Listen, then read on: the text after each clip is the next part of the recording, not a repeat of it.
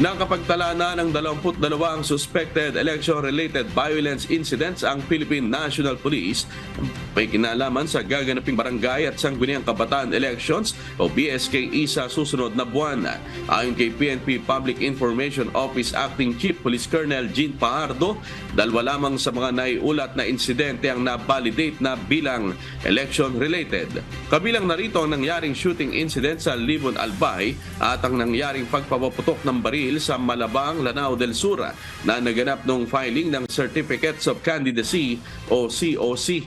11 naman sa mga naiulat na insidente sa Regions 3, 5, 8, 9, 12 at 13 ang validated na walang kinalaman sa eleksyon.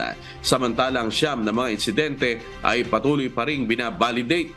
Pakinggan po natin ang pahayag ni PNP Public Information Office Acting Chief Police Colonel Jean Fajardo.